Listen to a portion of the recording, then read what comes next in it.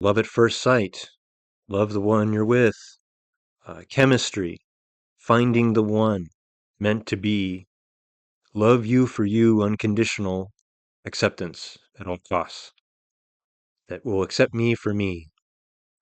And then if they can't do that, then they got to go.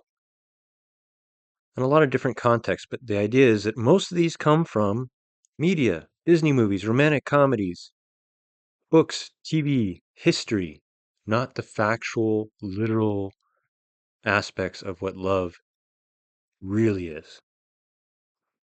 There's a big, big difference. Because when we engage with love outside of media, there's no institutions, there's no love institution. You have some apps that are available now. You used to have services, and they're not terrible. I mean, okay, they're pretty terrible. I actually met my current wife on an app, but here's the story is that we knew each other or we went to school together years prior. So we had a history and people that we knew. The app was just a connecting point. But that if you see that a lot of people complain about online dating and they complain about finding love, and I'm arguing that in no small part, once we explore this, you'll see that a lot of these problems are that we are acting like love is one thing when it's in fact something else and we suffer for it. And that's why we have 60%, 50% divorce rates. That's why we have such a low birth rate. Is in a contributing factor is our lack of understanding and enacting of a true, factual, real life, no bullshit version of love. Not hold our hands, not something, kumbaya, not just because it sounds good, not just because somebody did it 100 years ago or because we believe it was done 1,000 years ago and in fact it was made up, we didn't know, or any other number of reasons just to make us feel better. And especially not when it's sold to us, to find a different way. And that's what I'm trying to talk about. That's what we're trying to do here. So, where are we at? We're talking about that love, for most people, it comes from either a religious sense or this media sense or a lack of any sense. Yes, there's things in between, but the fundamental idea behind all those ideas, or the fundamental framework behind those, is that there isn't a universal, this is love.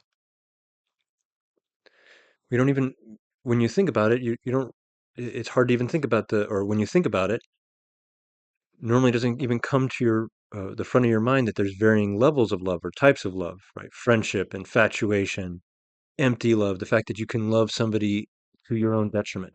You can love people who don't love you back. You can love people who don't even know you exist. All right. A lot of these patterns of you go, oh my God, this person is obsessive. There's a certain pattern of them taking their hit on love and a construction in their own mind that is not true because we can do that. We're totally capable of doing that. And we will do that in lieu of having an outside world that pulls us out of that, that stops us from doing that. And if we have an outside world that helps that, well, just wait and watch. You'll see. But that's what I'm talking about. I'm talking about that this is so important. And I never thought about it. I couldn't get it. And this was a keynote why I couldn't move forward. Because for me, love was always this Disney thing that somebody talked about. It was always this thing over the hill. And that since I couldn't experience it, clearly there was just something wrong with me. There was, but it was in how I was thinking. The frameworks that I tried to adopt did not help me. And it wasn't just a purely mechanical thing that I could exercise away, I could try to meditate away, I could drug away, I could do all these different things. And it nothing changed. So I assumed I was just fucked up. And technically I was, but not in the way I thought. I thought I was mechanically fucked up, where there was nothing I could do. When in fact, I was just thinking fucked up. And I needed to grow up and let go and try new models. And that's where it started. That's what it was. Is that's when I realized what I had shared with you earlier about love, how to describe it, is that other things can matter as much to me as me. But there's a catch with that we don't talk about too much. But the fact is, it's not just being able to love and being willing to love and knowing what love is. All those things have a tie. But fundamentally, what love is not that this person, this thing, these items are as important to me as me. But the catch is that you need to be able to love yourself first because that's the statement. Think about it. I have to be able to love something else as much as me. If I think I'm shit, if I don't love myself, I cannot love other people that much. I'm doomed to be a shitty spouse. I'm doomed to be a shitty partner if I cannot love myself. It's step one. I didn't realize that. That was a real, that was a gut punch. And maybe somebody out there is experiencing that gut punch right now. That truth, once I let it pass and I was able to accept that, that was one of the most freeing thoughts that I had ever experienced. Because, a lot of different things came in.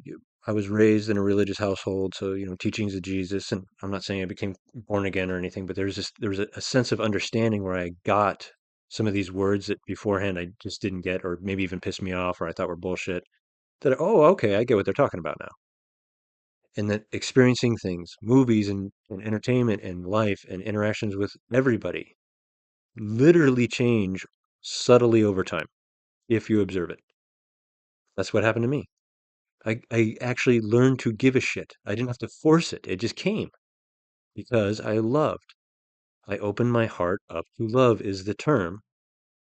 That factual was that I opened my mind up to it. That I didn't need the certainties and all the things that I had to have control over. I just allowed things to be what they are. And that acceptance, I believe, is the start of love, the start of freedom, the start of anything approaching actual free will. That's probably pretty different than the average person would think about love. And I think that's formative. I think that's incredibly important. Because yes, we have scientific looks at love and attachment syndromes and things like that. It makes sense. There are ideas out there that have value, that your childhood affects and your upbringing, your development affects how you will deal with people in the future. Yes, of course, if you're a creature of active inference, that's how you develop. When you're developing, you create your models of the world that then you predict your current present life on, and then you act that like that's true. That's actually, to me, proof that active inference is out there. They don't use active inference as the background of it. Fundamentally, again, without a framework of active inference and consciousness, this is all just narratives. It's flavor choice. Are there truths in there? Yes. Are there fallacies in there? Most likely. And there's way more things than I'm going to ever talk about that are out there that you will stumble across as you look. You just need a filter, see for yourself. Bring them up. Bring them up in the show. Bring them up in the comments. Let's talk about it. But however you look at it, there isn't a definitive answer.